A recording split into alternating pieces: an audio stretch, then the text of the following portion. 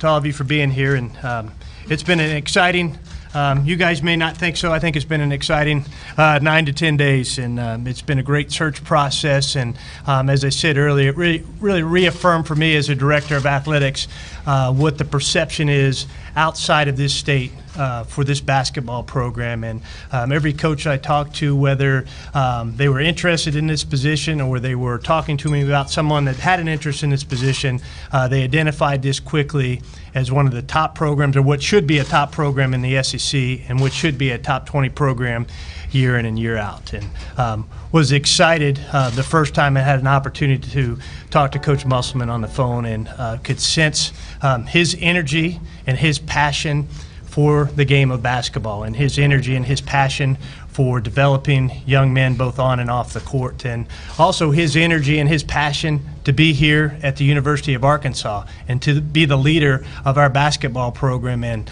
he embraced the history that is Razorback basketball, and he wanted to be a part of that history and that tradition as our head coach. And this is a job he wanted, and that was important to me for someone that really wanted to be here and wanted to take this program to the next level as we move forward. So with that, we'll open it up, I guess, for questions. All right, if you have a question, raise your hand. We'll get a microphone. We'll start over here with Trey. This is for both of you guys.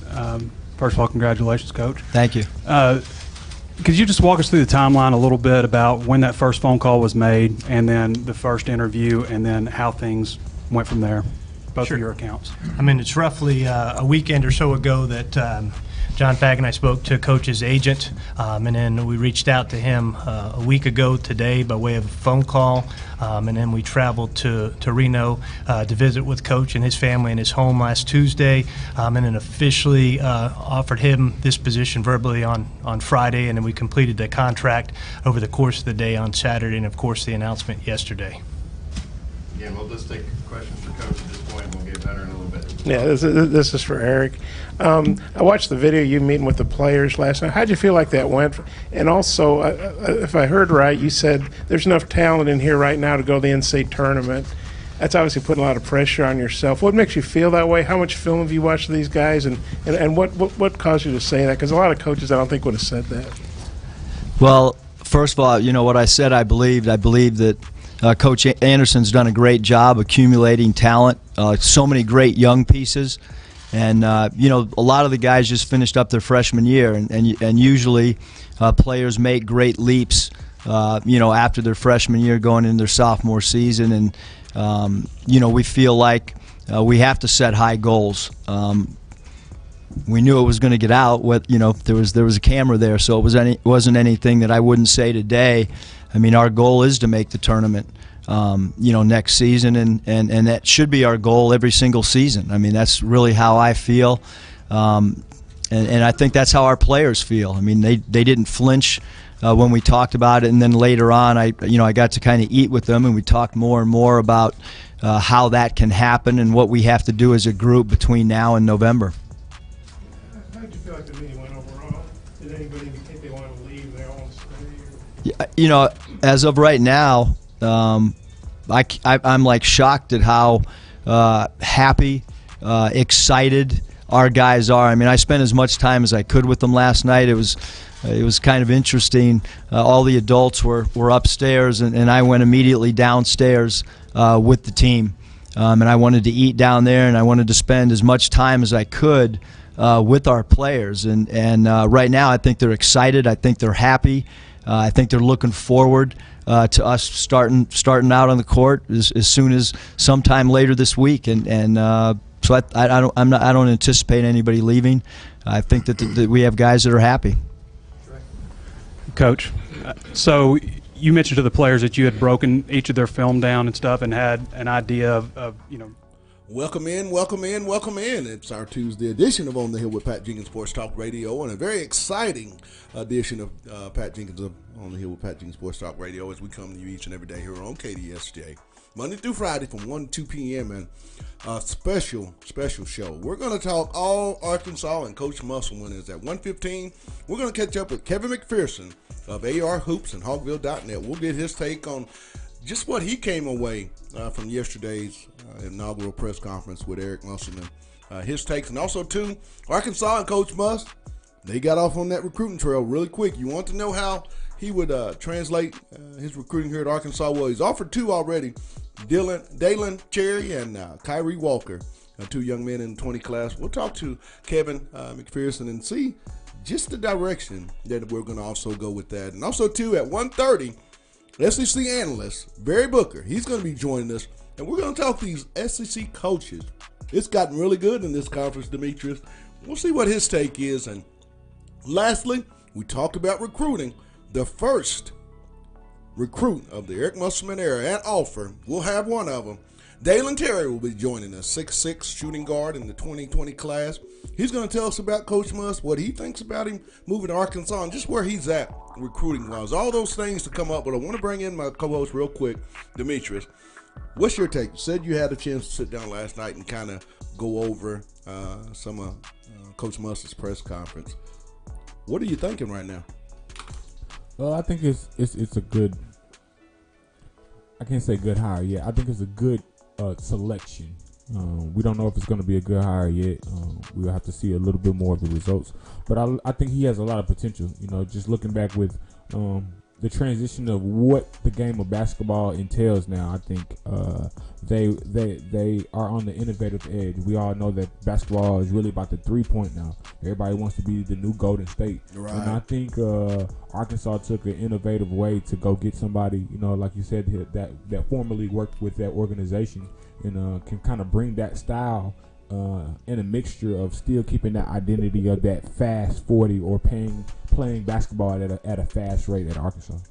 I mean, when you look at this, he likened his philosophy offensively as pace with space. And I think, you know, that's something that's really going to get these fans excited. Arkansas is still going to play that brand of basketball that they've been playing under former head coach Mike Anderson. I think you'll kind of see more of what you saw in the NIT games versus Providence and Indiana. You'll see more of that spread the floor, attack, off the dribble, off the bounce, kick out for the three. I think you'll see that type of brand of basketball, and I think that's going to be really a fun brand for this particular group of kids to play. And I think just his philosophy, just some of the terminology, this guy has a plan, Demetrius. And if you're those kids, you kind of want to buy in when you think about his NBA pedigree and just all the places that he's been able to coach. Yeah, I think as a player, you like to know that your coach has the type of accolades that that can get you to that next level. I think that's one thing that he does have in his favor, that he's a very experienced guy, not only coaching, but just running the organization and knowing how the front offices think, knowing how the recruiting guys think in the NBA. And I think that's great, because I think something that's really been missing from the University of Arkansas is player development. It's just when I look back at the high caliber players that were at the University of Arkansas, I just really feel like they could have been developed a lot more. I think Bobby Portis was a diamond in the rough that actually did come in a little bit more fundamentally developed than a lot of other guys, and it kind of just translated to the next level. But when you think of guys like B.J. Young, you think of guys Marshawn Powell comes to Marshawn Powell, Michael Qualls, guys that really just had the athleticism that if they had a position coach that could have taught them basketball fundamentals, I think they could have elevated to another level. And I think that's where Musselman's going to really, that's where you're going to see a big impact. You know, I was talking to a very accredited University of Arkansas player earlier today, and we were just talking about how, you know, we didn't really see much progression skill-wise between Gafford this year and last year. Not to say he wasn't still a great player, but that we were expecting him to learn new abilities and skill sets, and we didn't see that. And we both agreed that that's the thing that Musselman's going to bring to the table. He's going to bring the ability to teach these players fundamentals to get them to the next level. Well, we'll let you hear more from Coach Musselman. And next up, following Coach Muss, Kevin McPherson of AR Hoops to talk more of the upcoming new era in Razorback basketball. It's On the Hill with Pat Jenkins on KDSJ 479. Back in a bit. Is that something that you did just after you were hired, or is that something you did before going into the interview? And what kind of answers do you have for this roster also? As soon as Hunter called, I started watching film. And I kind of basically locked myself in a room and just started watching as much game tape as I could to see what the talent was. And then also, when Hunter and John came, I felt it was really important that I convey to them, my feelings on the team, and I wanted them to feel how excited I was about the job. And it's kind of easy just to go into an interview and just talk philosophically, but I wanted Hunter to know, like I'm really invested in this. And from the moment he made the first phone call, I don't know if there's, unless you sleep less than me, it's probably not humanly possible to watch as much tape as I had, until we had our first face-to-face meeting. And then I continued to watch as much tape as possible. And, I think it's my job and our staff's job to really watch an entire season of tape between now and the next month or so. We'll go right in front of me in the front row. Eric, first of all, congratulations to you. What are your initial thoughts on possibly bringing Scotty Thurman back as assistant? And then on top of that, what about some of the other former Razorbacks with coaching experience like Corliss? Yeah, I think right now with our coaching staff is I really look forward to sitting down and meeting all the assistant coaches that were here last year, and we're still trying to figure everything out on what direction. But obviously, Scotty and all the guys have a great reputation amongst college basketball. So right now it's been a whirlwind for the last 48 hours, and I look forward to sitting down and spending time and picking all the guys' brains. Over to our left, Matt. You mentioned you've been here with LSU in the past. I wonder how much did that experience, having been here, did it make it easier or not to take the job? And then do you have any other previous experiences being here in Fayetteville? I think that definitely that, coming into this building, that particular season, it was the last home game here. It was a big road game for us, and the crowd is not just the time that I was here, but when you're watching games on TV, the reputation of being one of the hardest places in the country to win is one of the things that makes this job so attractive. Is the building's awesome, the facilities. I was blown away today going through the facilities. I could not believe it. I've never seen a college institution that has such incredible facilities, from the training room to the weight room to the practice court. It's kind of mind-boggling, and then you add in the fact that there's so much passion in this state for the Razorbacks. It's second to none in my opinion. Go back over here to the right. Coach, you have a real deep resume. You've obviously. Welcome back. It's On the Hill with Pat Jenkins Sports Talk Radio here on KDSJ 479. It's our Tuesday edition of On the Hill with Pat Jenkins Sports Talk Radio. And yesterday, Arkansas named the head hawk, Eric Musselman, as he made his way to Bud Walton Arena to be introduced to the Razorback Nation. And also, one of our good buddies that does a great job covering the Razorbacks and also on the recruiting side, Kevin McPherson, was in attendance. So we thought we'd bring Kevin back to the Hill and get his take. Kevin, welcome back to the Hill, my man. Yeah, good to be with you, Pat. You know it. Let's get off into it. We were both sitting side by side for yesterday's introduction of Coach Muss. What were your takes, Kevin, once the press conference was over with and you were leaving Bud Walton? Yeah, these things are set up initially, sort of as a pep rally. They get the cheerleaders there, they get the team there, they've got boosters and some fans that come in and are able to kind of see a show. You know, you've got Chuck Barrett doing a one-on-one interview and Juracek introducing the family. So all that was really positive and good, and you would expect it to be. But I thought what really stood out are the tidbits that come out, even in the friendly banter, when you really start to pay attention to this guy, the way that he is basically, it's in his blood to coach because of the pedigree. You look back over the years, that's what stood out to me more than anything, is that I think this guy lives, breathes, eats, sleeps basketball.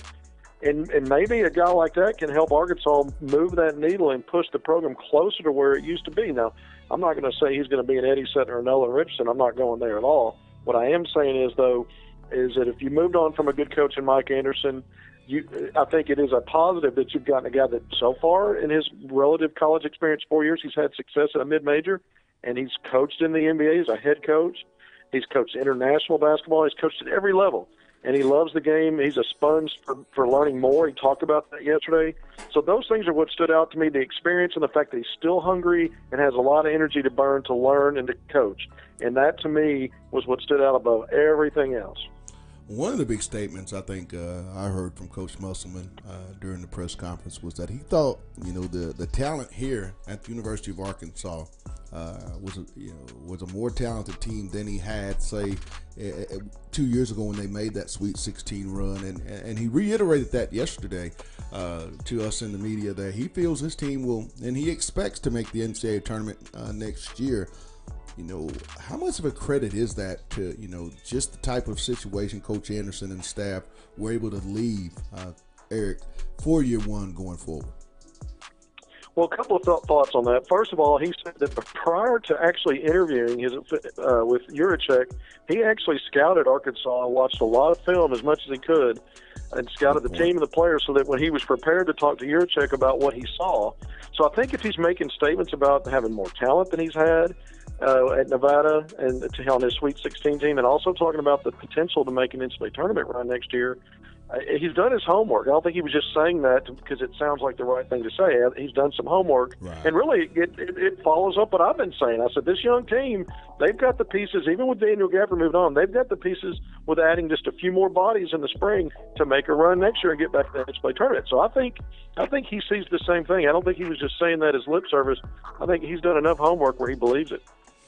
Now I'm on to recruiting. That was the main question asked on social media almost instantly after the press conference was done was, what was Coach Musselman's approach? Would he be high school? Would he continue to work the transfer market? Well, he came out with 3 really big offers in the 2020 class, as he offered 2 young men that he had previously heavily recruited at Nevada. And first one being Kyrie Walker, secondly, Dylan Terry.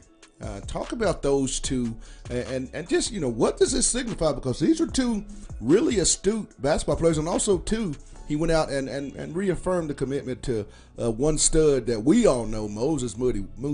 What does that say about his recruiting and the approach that he's going to take here at the University of Arkansas when it pertains to that side of it?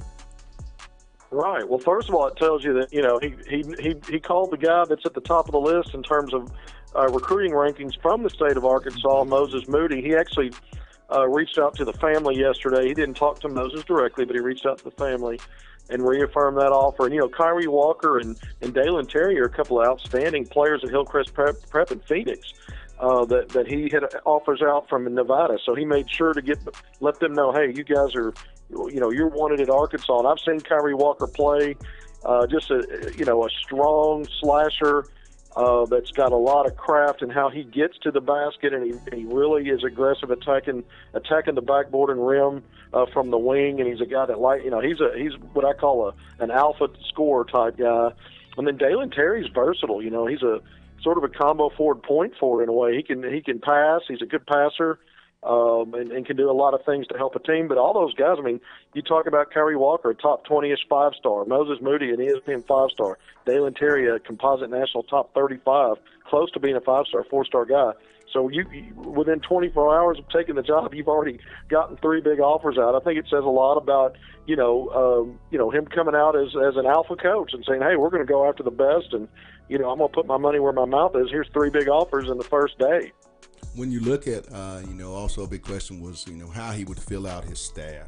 Who are some of the guys, in your opinion, and let's just play dead. That's just hypothetical. Coach Musselman comes to you and says, what 3 do you think would be good, fits for the University of Arkansas's assistants? What 3 names would you throw out as possibilities to join his staff?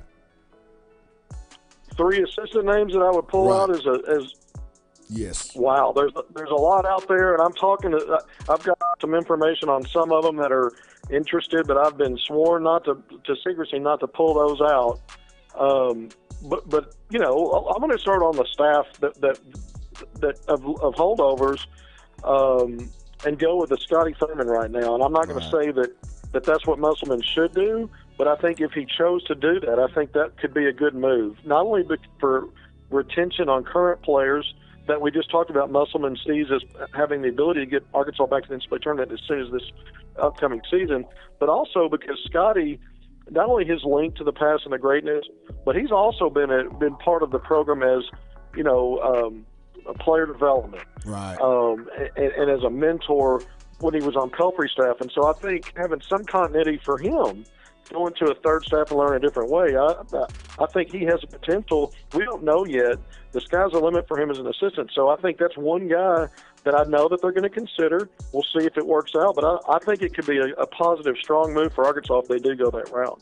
Well, as always, my man, we'll continue to talk. I'll catch up with you later on tonight, but as always, thanks for taking time out on the Hill, Kevin. Always good to be with you, Pat. Thank you, sir. All right. That was Kevin McPherson of AR Hoops, and also Hogville.net does a great job covering the University of Arkansas men's basketball program, recruiting, and all things that entail the new moniker, Pace with Space, under Coach Muss. We'll be back, but we're going to continue on and let you hear more the post-game or the pregame, the press conference, I should say, of new head basketball coach Eric Musselman. And then following that, we'll have SEC basketball analyst Barry Booker. Time to talk a little how things are looking in the coaching world. Is it big boy basketball in the SEC? We'll find out. It's On the Hill with Pat Jenkins on KDSJ 479. You've obviously coached at the college level, the pro level, the NBA, international too. Haven't been in a Power 5 conference yet, though. Was that part, you spoke about challenges, was that part of the interest for you, was getting a chance to coach in a Power 5 conference? Yeah, I think that when you're in the NBA, you're coaching against the Phil Jacksons and the Pat Rileys, and you're coaching against great coaches every night. And I've coached against Coach Calipari internationally when he was coaching the Dominican Republic. And certainly the opportunity to win really big is any coach in the country. And I think that's probably when Hunter made that phone call and you start diving into the rich tradition, and you can win big here in basketball. There's no question about it.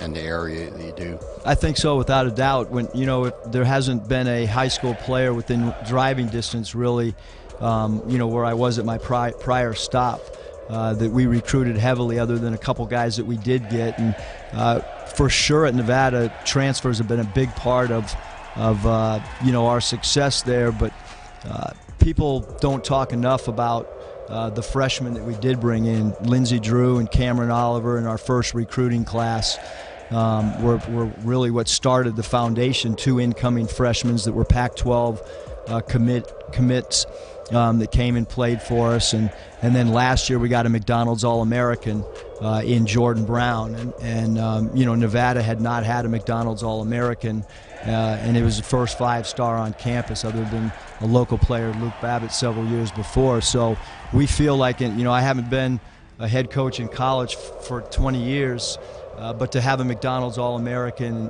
and 2 Pac-12 commits, we did recruit the high school, and we certainly feel that this state has an incredible amount of talent, some excellent coaches in this state, and we look forward to recruiting the state as heavily as we possibly can. Coach, I spent a lot of prep work this week talking to Scotty Adebayo about you guys know each other very well. And he told me a lot of stuff about your energy, your passion for the game, that coaching's in your blood, and all the your organization, all the time you put in. I'm just wondering, is that part of the bloodlines being in a basketball family, or is that just unique to you and how you kind of came through the ranks at a young age? Is that just part of your makeup?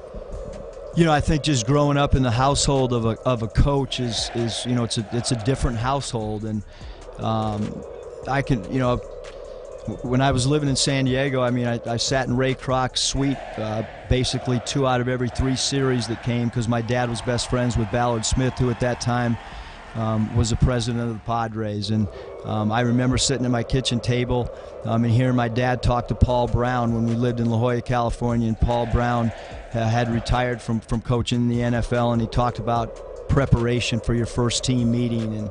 And so I've just been exposed to so much, and when I wasn't coaching, after my experience with the NBA, I spent 3 years really studying the college game, and along with that, I spent some time with the Oakland Raiders. Michael Lombardi gave me an office there, and I spent a great deal of time studying how football practices were organized. And so I feel like, you know, one of the things that you have to do to coach at any level is you've got to be extremely organized, and then you don't have to have real long practices. And I told the guys last night, like, we're going to really work hard in a 2-hour segment. I don't want to have 3-hour practices. I don't want to burn you out mentally and physically, and I think you do that by being extremely organized. Coach, question: when the dust settles and everything's taken care of, do you have a checklist of things you want to get done immediately as you look down the road to where you want to be when summer workouts start and the season kind of gets underway?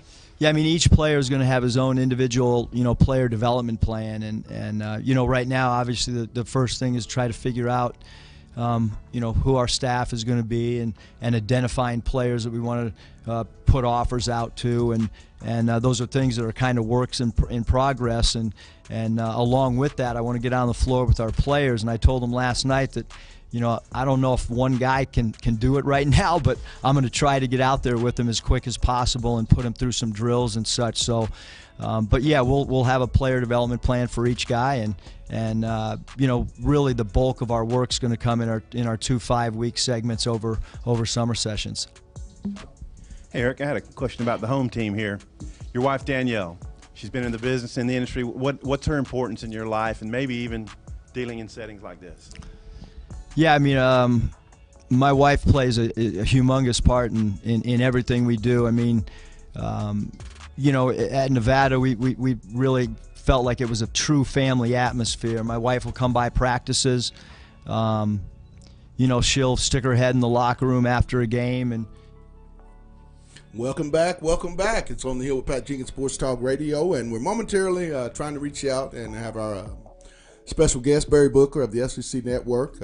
If he can be able to join us, we'll definitely get you on and get his take on the big-time coaching hires in the SEC. You know, Demetrius, real quick before I ask and bring in my co-host, get some of his It's Tuesday words, I want to give a big thank you and shout out to our sponsors, Lindsay & Associates, with an office location in Fayetteville, an office location also too in Rogers. The Baymont Hotel, located at 735 South Shiloh Drive in Fayetteville. Locomotion, located just below the Northwest Arkansas Mall. And our newest sponsor, Corey Beck's Custom Painting. And on back to Demetrius. You know, we had Kevin on, and you saw during that segment, you saw the recruits.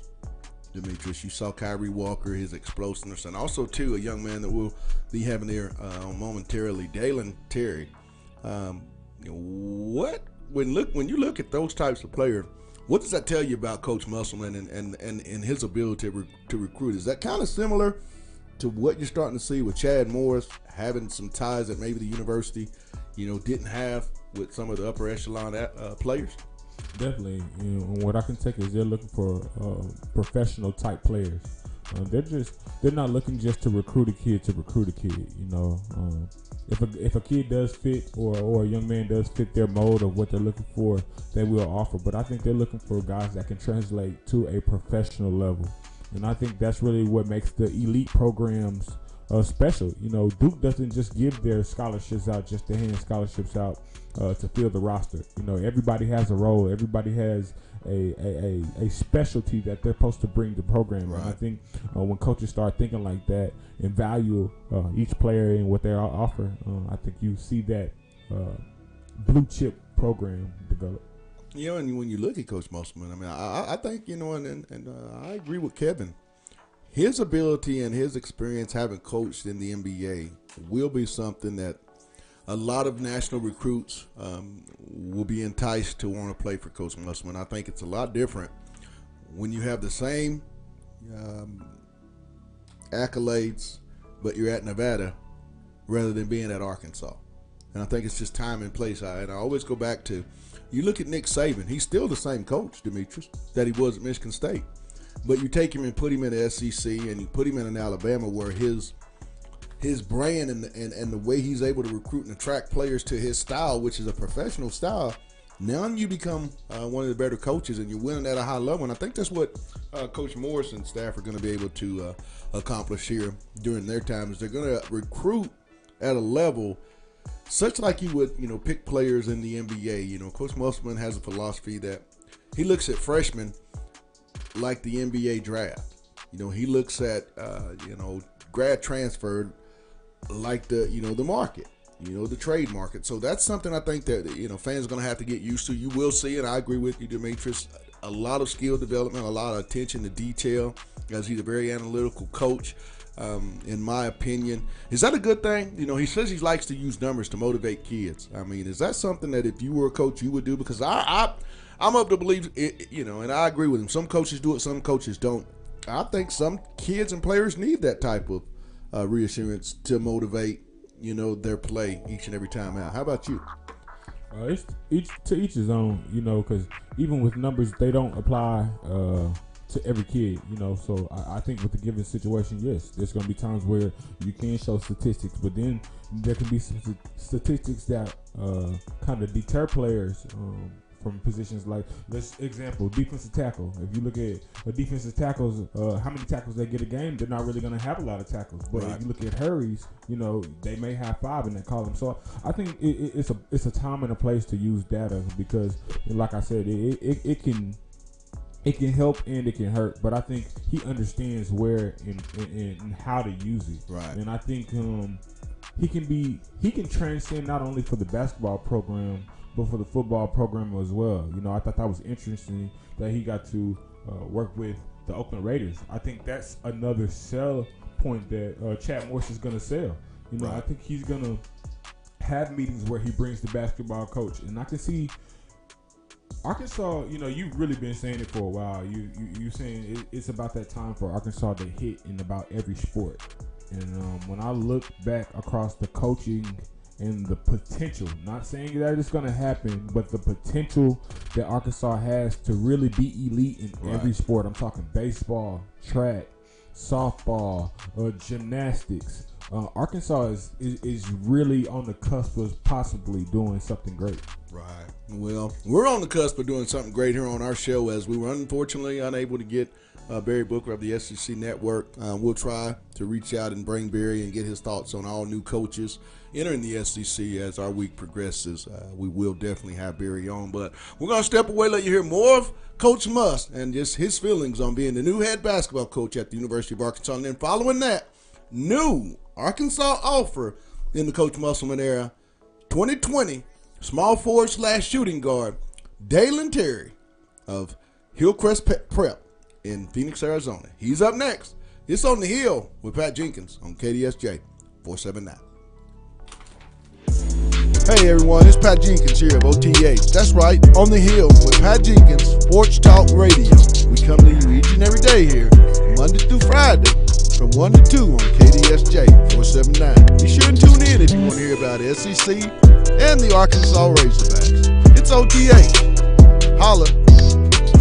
And he's always been intriguing to me from afar, and that's probably why I put some of his quotes out on social media, because I think he's one of the unique coaches to study. Even though it's a different sport, I think you can learn a lot from other coaches. Eric, I had a multi-part. About how many hours do you think you watch film of these guys? It's a good question. My wife could probably answer it better.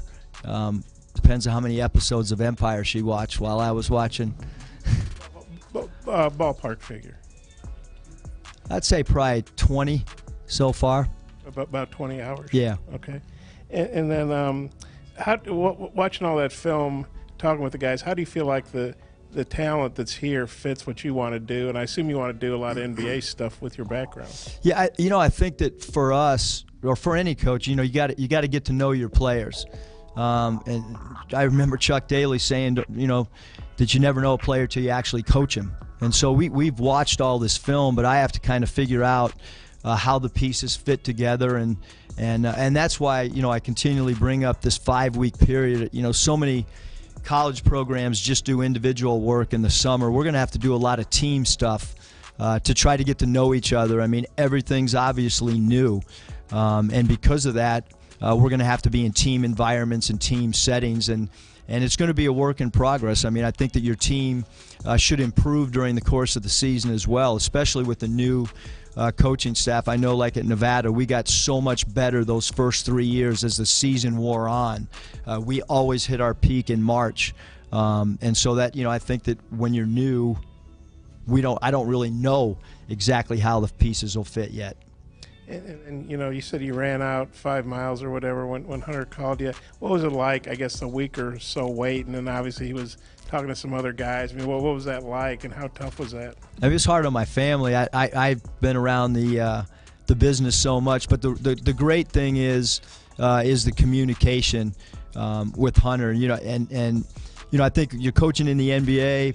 Your success as a head coach is how do you get along with ownership and your relationship with general managers, and at the collegiate level, how does a head coach and his athletic director, how is their relationship? And the thing that was like so exciting is the more I talked to Hunter, the more I was like, I really want to work for him, and so the wait was, a day seems like a week seems like a month. But having said all that, I've been a part of, basketball for so long. It's probably a little bit harder on your family, but well worth the wait for sure. The SEC, it's more competitive than the Mountain West. What challenges do you anticipate facing getting back into the tournament, and how do you overcome those? Well, I think there's obviously, in the Mountain West only, in the last couple years, 3 out of the last 4 years, really only 1 or 2 teams gets in. It's a lot different in the SEC.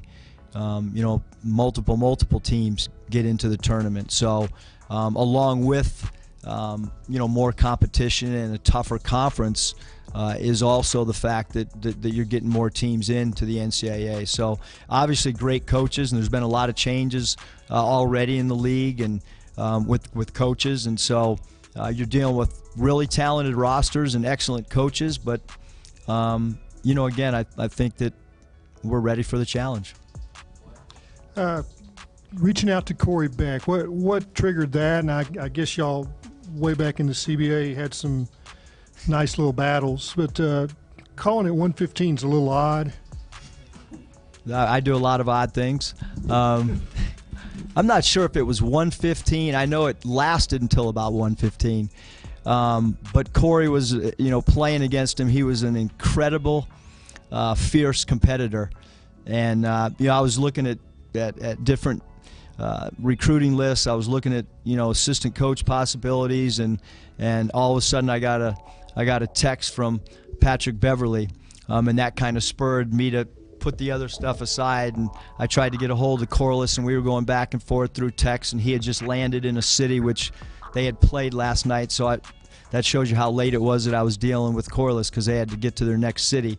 But I think it's important. I want to connect with former players, because there's just, there's so much history, and Corey was just a guy that I had great respect for playing against him. Hey, Coach, welcome. You touched on it a little bit out there, but will you reiterate your coaching style and maybe a little bit as to how your dad played into your philosophy? Interestingly, we play exactly the opposite of my dad's teams. My dad was, a great defensive coach, and they played really, really slow on offense. And so when I was sitting on his bench as an assistant coach with the Timberwolves, I was like yawning, like, Dad, let's score some transition baskets. And so I just kind of started forming my own philosophy on trying to create a system and a style that fans would want to be a part of, that coaches would want to be a part of, and especially at the collegiate level. Like, the bottom line is you've got to get your recruits excited and want to play in your system. And so that's how we've come up with this pace and space type of offense. Welcome back. Welcome back. It's On the Hill with Pat Jenkins Sports Talk Radio. Unfortunately, we were unable to have Dalen Terry, 2020 small forward out of Hillcrest Prep Academy in Phoenix, Arizona. He has a little class, and we got to take care of school before we take care of recruiting and anything athletically. School's always first, don't you think, D? School before everything. Well, and I think that's going to wrap us up today. As we want to give a thank you to our guest, Kevin McPherson of AR Hoops and Hallville.net for giving us his take. I also want to apologize and let you know that we will reschedule both Barry Booker of the SEC Network and to Dalen Terry, 2020 small forward and newly offered Razorback of the Eric Musselman era. I got the first offer, Demetrius. He and Kyrie Walker. Two young men that are AAU teammates. But also, too, want to give a thank you to our sponsors, Lindsay & Associates, with an office location in Fayetteville, office location also, too, in Rogers. The Baymont Hotel, located at 735 South Shiloh Drive. Locomotion, it's located just below Northwest Arkansas Mall. And lastly, Corey Beck's Custom Painting. And once again, my producer, Demetrius Johnson. We call him Demigod, but he's also the home guy in these parts. And for myself, you guys have a blessed one. It's On the Hill with Pat Jenkins on KDSJ 479.